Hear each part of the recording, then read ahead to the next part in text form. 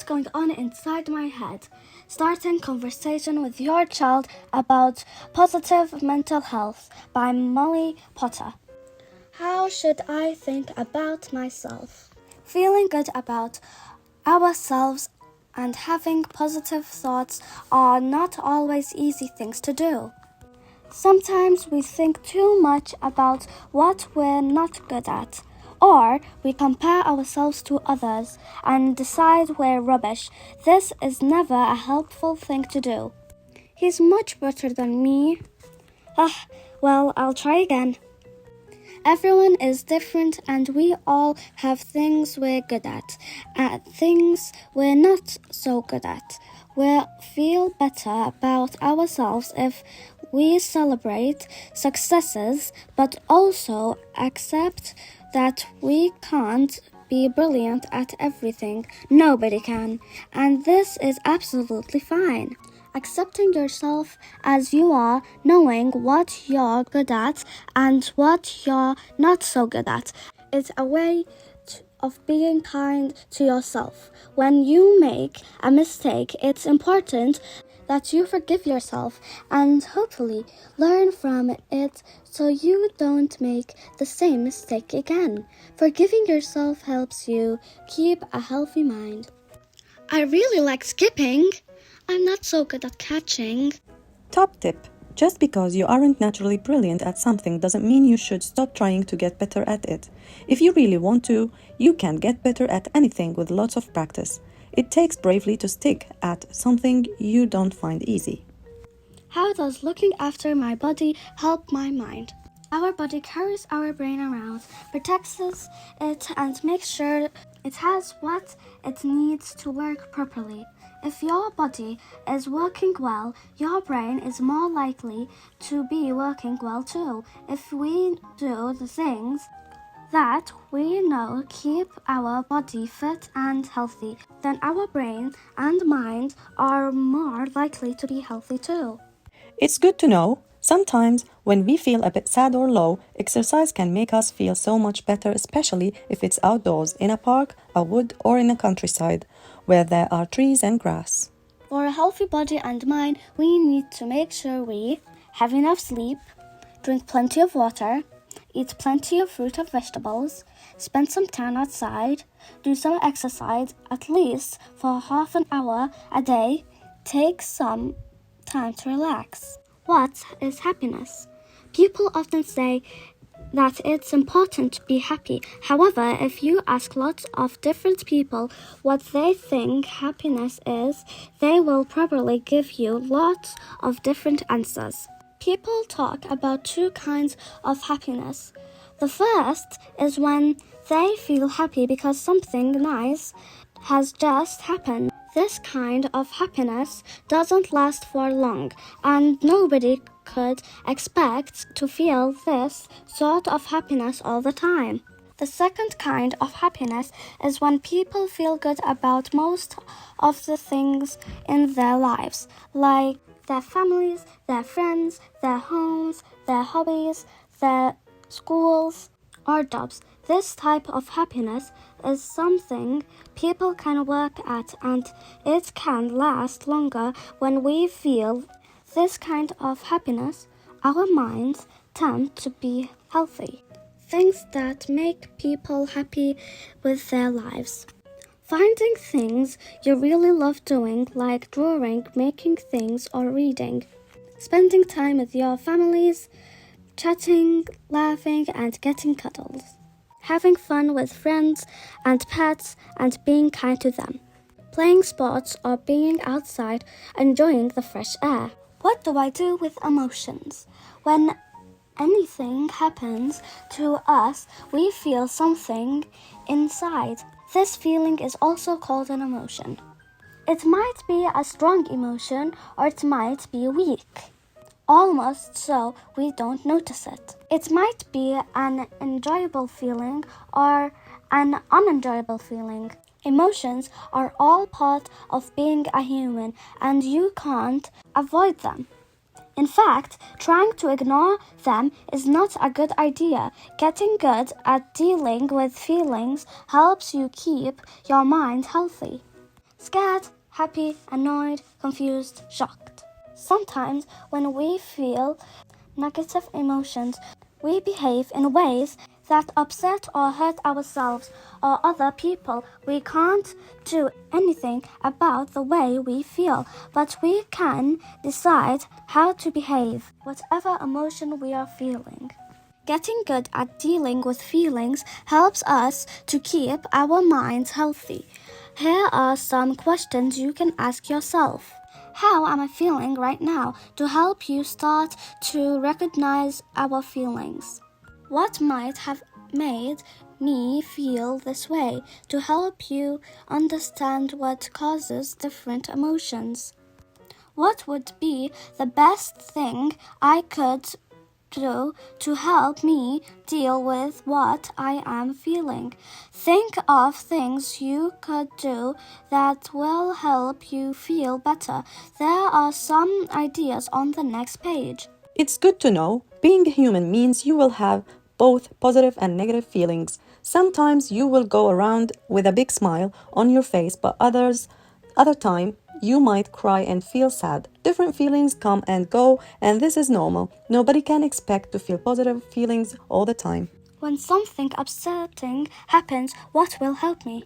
Upsetting things happen to everyone now and again, like a pet dying or your parents arguing. When this happens, we can feel uncomfortable feelings like anger, sadness, or fear.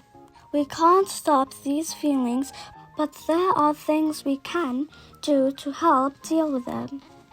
These are called coping plans. Sometimes when we feel uncomfortable feelings, what we feel like doing at the time doesn't really help, or it can even make things worse. For example, if someone is angry, they might go and play a computer game to try and forget, but then realize they still feel upset when they stop playing, or they might be really rude to someone they love. For a coping plan that works well, you could talk to someone about how you feel, ask for a hug and have a cry, take time to sit quietly and wonder if there is anything good about what happened. Think about anything you might have learned because of what happened. Think about a time in the future when this thing won't bother you so much. Go for a walk or punch a pillow to get rid of any built-up energy. Take time to meditate. Remember to think about all the things you love. What can I do when thoughts bother me? Most of us have times when our mind ruminates. That's a long word. It means thinking or worrying about something and not being able to stop thinking about it. It's one of the drawbacks of having a brain. It usually happens when you believe you can't cope with something, but the chances are you totally can. When you ruminate, it's important, firstly, to recognize that a thought is doing this. Once you realize this, then it's time to put a plan in place to try and stop it bothering you so much. You could think about a time when you coped with something similar. Remember that you can properly cope with what's bothering you this time too. Find someone to talk to about the troubling thoughts and work out together what could be done to help. Imagine taking an annoying thought out of our head and putting it in a bucket. Put the bucket in the corner of the room and put a lid on it. Every now and then, tell it to be quiet. Use up the space in your brain with a calming thought. Close your eyes and imagine a circle with a dot drawn near the edge. The circle spins slowly so the dot goes up when you breathe in and down when you breathe out. It's good to know something that you can do to help prevent rumination so that it bothers you less is to practice really focusing on the moment you are in. To tune into right now, you can think about what you see, hear, smell, and feel, one sense at a time. What can I do when someone upsets me? People can often upset other people, both children and grown-ups. Sometimes they mean to, and other times they don't. When it happens, we could decide to just go away and be upset. However, this is not usually the best way of dealing with it, and it can mean our mind keeps thinking about what happened, which is not healthy. It is better to explain how what happened made you feel to the person who upset you. We usually feel better after we have done this. If you are lucky, you might get an apology. Another good thing to do is to get good at forgiving people. To do that, you have to think about what happened in a different way. Perhaps the person who upset you is jealous, or maybe they are really unhappy about something what you don't know about. When you forgive someone, it's a true sign that what they did no longer bother you. It's important to know if someone keeps picking on you on purpose and you feel like you can't sort it out for yourself, this is called bullying. When this happens, you need to keep telling adults about it until you get help that makes it stop. What is meditation? Sometimes our minds can be mischievous because they make us think too much. This overthinking can make us worry about the future, which is silly because you can never know what is actually going to happen in the future. It can also make us feel bad about things that we did in the past, which is also a bit silly because we can't do anything much about the past either. Meditation can help quieten down our minds and help us let go of the past. Stop worrying too much about the future and only notice the now. This can make us feel calm and peaceful, which is really good for your minds. There are lots of different ways of meditation. The more you practice, the better you will get. Here are some different forms of meditation you can try. Sit comfortably in a quiet place and close your eyes. Think of a sound or word that is calming, like and in your head, softly say it over and over again. Start at 10 and slowly count down to 0. With each deep breath you take after 0, just think in and out, in time with your breathing. Imagine you are in a really wonderful place. It can be a place you know or a made-up one. Imagine what you can see, hear, feel, and smell. Enjoy the space. How do I ask for help when I need it? Help is a good thing. When we're struggling, ask for help, and getting it is a real smart thing to do. It's also true that we are more likely to get help from some people than others. So it is a good plan to think about who these helpful people are before you need to ask them. These people can become your support network. It's best to have a mixture of children and adults in your support network. A friend at school might be good at cheering you up if you're upset, but if you're being bullied, you would need an adult's help. Make a list of the people in your support network. You can have as many people as you like. This helps remind you that there is always help. The more people you have, the easier it will be to find help when you need it. Think about who you would ask for help if you were trying to do something or finding it really difficult. Someone was picking on you. You saw something on TV that upset you.